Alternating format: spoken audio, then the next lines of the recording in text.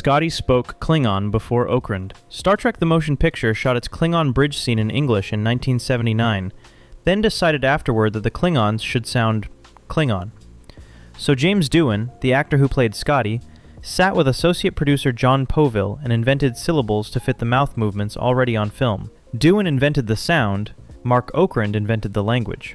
When Paramount brought Okrand in for Star Trek III, The Search for Spock, in 1984, he treated Dune's noises as canon and built a grammar underneath them.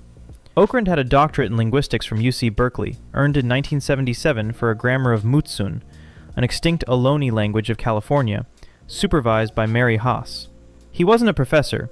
He was of the National Captioning Institute developing closed captioning for deaf viewers, and he said the approach he took to the Klingon dictionary was the exact same approach he took to Mutsun. Klingon runs on object-verb-subject-word order, picked because it's vanishingly rare among human languages, with 21 consonants and 5 vowels weighted toward retroflex and uvular sounds. The 1985 dictionary listed about 1,500 words.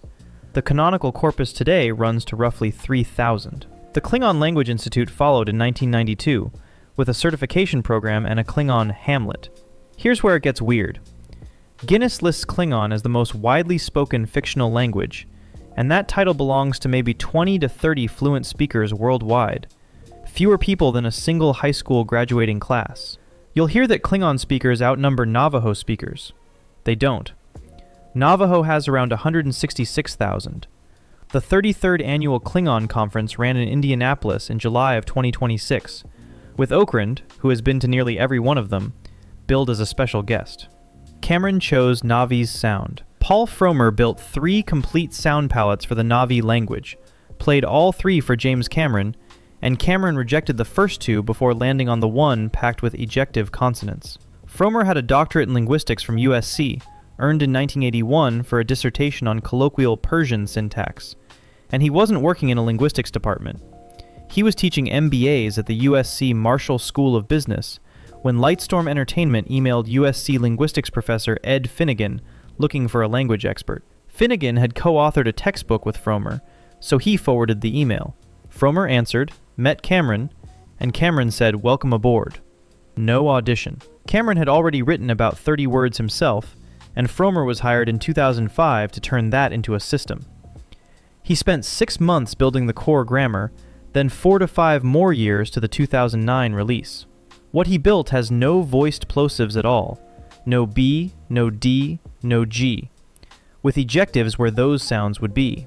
7 vowels and syllabic consonants let it stack clusters like fngap, the word for metal. It runs a tripartite case system, marking transitive subject, object, and intransitive subject separately, which is genuinely rare among human languages, and it carries a trial number, a form for exactly 3 of something. Word order is free because the case marking does the work. There were about 1,000 words at release.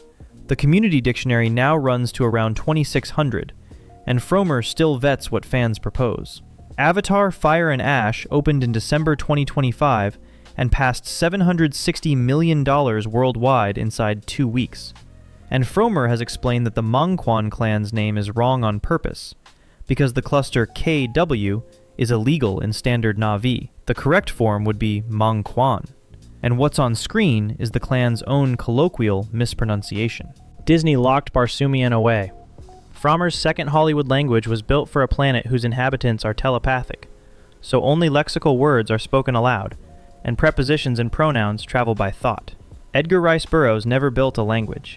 He scattered roughly 400 words across 11 Barsoom novels, mostly proper names, so Frommer's job on John Carter was to reverse engineer a system those forms could belong to.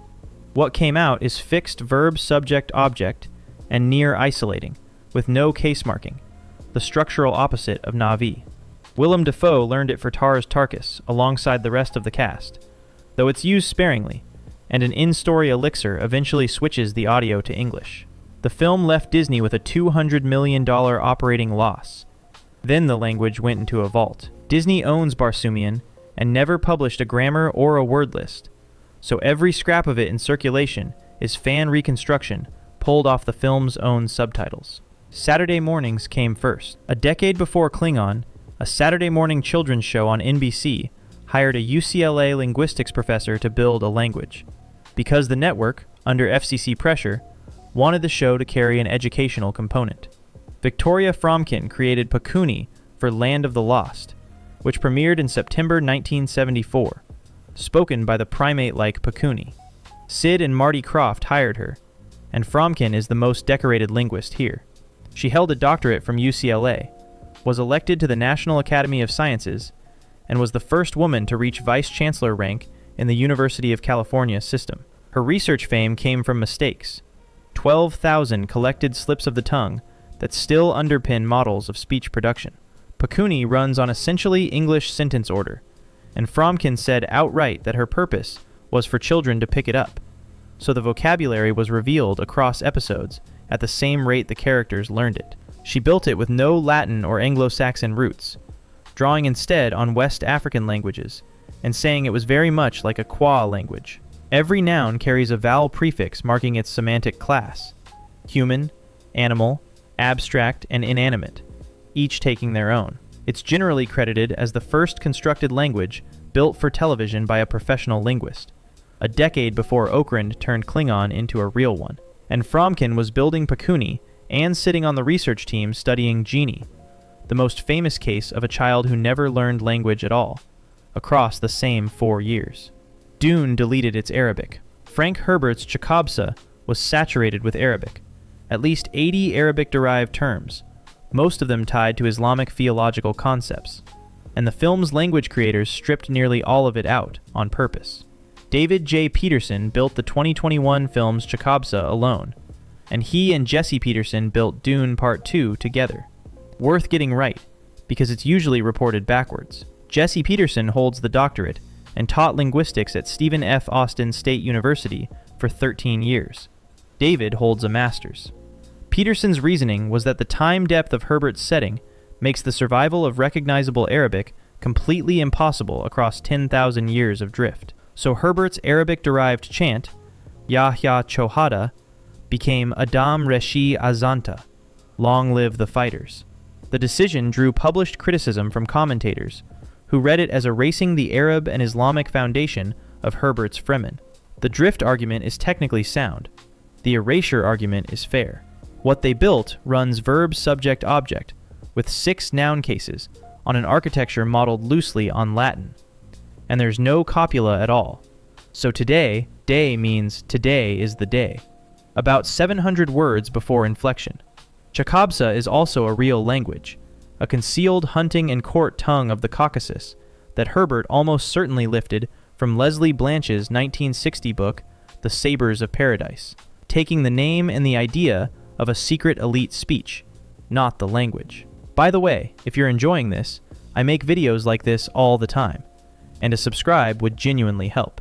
Thanks. Space Colonies made a Creole. Nick Farmer's brief for The Expanse was to build a language nobody had invented, one that would have arisen on its own among people trapped in an extraction economy. His reasoning was that the Belters live in a society resembling the colonial-era Caribbean, which is where Creole languages came from. So he modeled the process on Haitian Creole. Belter Creole is English-based, with lexicon pulled from more than a dozen families: Romance, Germanic, and Slavic, plus Japanese, Chinese, Persian, and Zulu. Tense and aspect get marked by particles instead of inflection, which is the classic Creole signature. So ta handles past, gonya handles future, and finish handles perfective. Farmer engineered sound changes in too, deleting R after vowels, and it broke 1,000 words. Dialect coach Eric Armstrong then converted the phonology into an English accent the whole cast could carry, which is why Belter phonology is audible even when the actors are speaking English. Farmer got the job by buying George R.R. Martin a drink at a convention, meeting Martin's assistant Ty Frank, who is half of the author of The Expanse, and getting recommended to the production. Everything else here was designed to sound alien. This one sounds inevitable. And in January 2022, NASA and the European Space Agency both posted messages in Belter Creole, which put 2 real space agencies on public record in a language built for a television show. Prometheus resurrected a dead language. The text David is drilling on in the opening minutes of Prometheus is Schleicher's Fable, an artificial story composed in reconstructed Proto-Indo-European by the philologist August Schleicher in 1868. Dr. Anil Biltu of the SOAS Language Center in London built the material at Ridley Scott's request, coached Michael Fassbender through it, and appears on screen as the holographic linguist teacher drilling David. Fassbender spent roughly 17 hours memorizing the full fable. Scott used the first line. What David eventually says to the engineer translates as, "This man is here because he does not want to die, and he believes you can give him more life." Biltu built an ingressive articulation into the word for life, air pulled inward rather than pushed out, as a deliberate alien signature. Most coverage of this film says the engineers speak Proto-Indo-European. Biltu says otherwise. In his words, the language isn't pure Proto-Indo-European, given that every RX reconstruction is hypothetical anyway, and linguists have pointed out that the dialogue contains V and F, sounds absent from mainstream reconstructions. Everything else in this video was invented. This one was excavated, then deliberately corrupted so actors could physically produce it. Fassbender's 17 hours survive on screen as a single line, and the man who taught it to him is the one delivering it back at him in the hologram. Dark Skies hired a professor. The termite-like hive aliens in NBC's Dark Skies spoke a language called Thutma, built by Matt Pearson, who went on to become the founding chair of the linguistics department at Reed College. Pearson's actual scholarship is Malagasy syntax, with fieldwork in Madagascar, and he teaches morphosyntax, typology, and language universals. Dark Skies ran from 1996 to 1997, an alien conspiracy series set in the 1960s, and it was canceled after one season. That makes it an early case of an American network commissioning a series language from a trained linguist, a decade before Na'vi. Almost nobody has seen it. The show lasted 18 episodes plus a 2-hour pilot, and the personal language Pearson kept building on his own time for more than 20 years afterward. Okuna later won an award from David J. Peterson and a place in Peterson's book on language invention. Krypton writes in Cree. The Kryptonian word for hello in Man of Steel is sitan, which is tansi, the Cree word for hello, spelled backwards. Dr. Christine Schreier, a linguistic anthropologist at the University of British Columbia, Okanagan, got the job after production designer Alex McDowell read a newspaper story about her research on the Na'vi fan climate and cold contacted her. She signed a non-disclosure agreement that August and couldn't tell anyone until after the film's opening week in June 2013, which is nearly 2 years of silence. What she delivered runs to roughly 300 words in subject-object-verb order, and she derived the phonology by reverse engineering canon, analyzing existing Superman names, Kal-El, Jor-El, Zod, Krypton, to work out which sounds the language was already committed to. Then she added exactly one sound not found in English, a voiced glottal fricative, to make it feel alien. One sound. She proposed a syllabic writing system modeled on Cree syllabics, pulled straight from her indigenous language work, and her symbols end up on house crests, costumes, and ship exteriors. Her day job is language revitalization, working with the Taku River Tlingit First Nation and with Kala speakers in Papua New Guinea. 12 years later, David and Jesse Peterson rebuilt Kryptonian from the comics up as Sioux and Krypton, 8 grammatical cases, and an abugida of 135 glyphs for James Gunn's Superman and the 2026 Supergirl. 2 grad students built Torfan. Marvel emailed a Cornell linguistics professor asking for an alien language, and he handed the entire job to 2 of his doctoral students. Ryan Hearn and Joseph Rhine built Torfan for Captain Marvel after Professor Michael Weiss passed the project to them, and the language is loosely based on Japanese with a different sound system, drawing also on Latin and Greek. What they turned in is the thing worth paying attention to.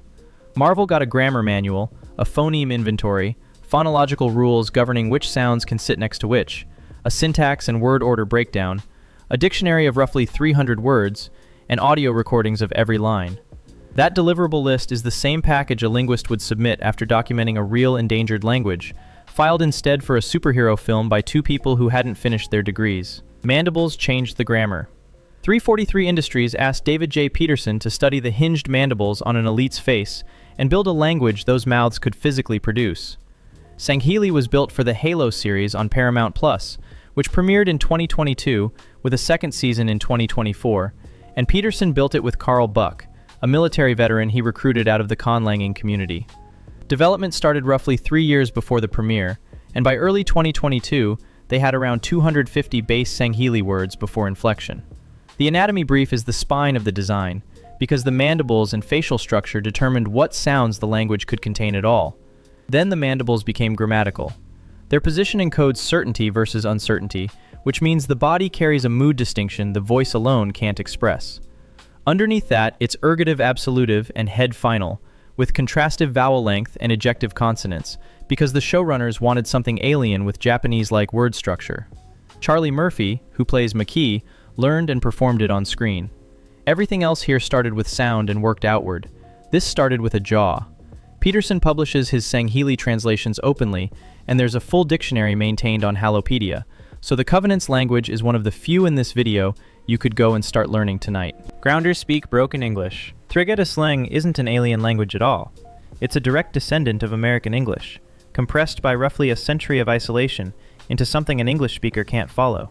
David J. Peterson built it for The 100, which ran on the CW from 2014 to 2020. Two forces run inside it: extreme phonological drift squeezed into a short window, and deliberate cryptolect formation, because the grounders needed code their enemies couldn't parse.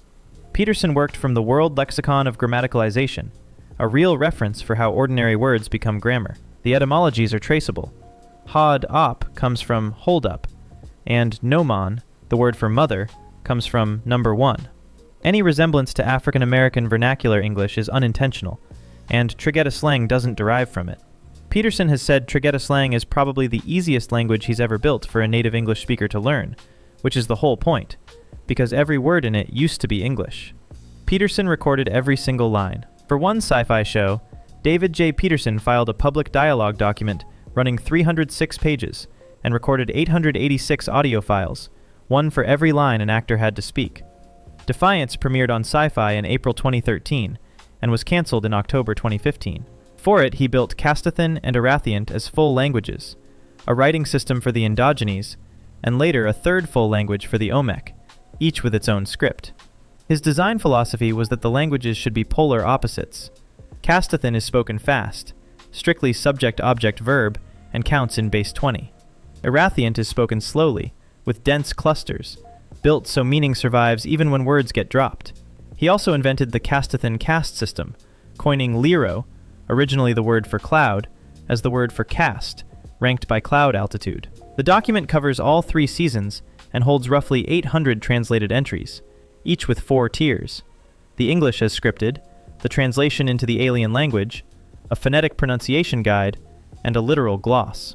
Everything else in this video is argued from credentials. This one can be checked. Both games tied to the show shut down in April 2021, and in April 2025, the indie studio Fox Games relaunched the original on PC, which put Peterson's languages back online 4 years after they went dark. Trill grammar marks the Symbiont. The greeting the Trill elders give Adira Tal in Star Trek Discovery runs on a pronoun that exists only for addressing someone joined to a symbiont, because Trill grammar sorts by joining rather than by gender. Nick Farmer built Trill and Barzan for Star Trek Discovery in 2020. Trill turns up in Forget-Me-Not, when the elders greet Adira Tal in the caves of Makala, the first spoken Trill in Star Trek in over 20 years. Farmer's method is the story. He went back to the untranslated Trill fragments Jadzia and Ezri Dak speak in Deep Space Nine ritual scenes, produced the most plausible translation he could, and used the result as a template for new vocabulary. That's the same technique linguists use on undocumented human languages, aimed at a script supervisor's improvisation from the 90s. The whole reconstruction surfaces on screen as a single ceremonial line: "We welcome you home." Predators finally got words. After 38 years of clicks and growls, director Dan Trachtenberg told a professional conlanger to build the Predators a real language, with grammar, a dictionary, and a written form. Britton Watkins built Yautja for Predator Badlands, released in November 2025, having already voiced the Yautja warlord in the animated Predator Killer of Killers earlier that year. Watkins is a professional language creator and polyglot, a mentee of Paul Fromer, who directed the documentary Conlanging: The Art of Crafting Tongues, and coached Klingon on Star Trek Into Darkness. Trachtenberg's brief was blunt: replace the unintelligible vocalizations the franchise had leaned on since 1987 with an actual language.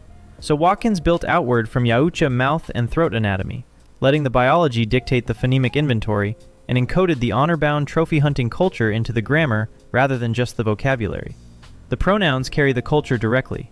There's a contemptuous you, wol, and a respectful you, dao, sitting side by side in the same paradigm. He delivered a full alphabet, a dictionary, and a runic writing system, and counts well over 150 lines of alien dialogue in the film. That makes it the first live-action studio tentpole since the original Avatar, whose lead performs almost entirely in a constructed alien language, since the Avatar films render most Na'vi dialogue as spoken English. Watch what happens across the whole span of this. Victoria Fromkin built a language in 1974 because a network wanted a children's show to look educational.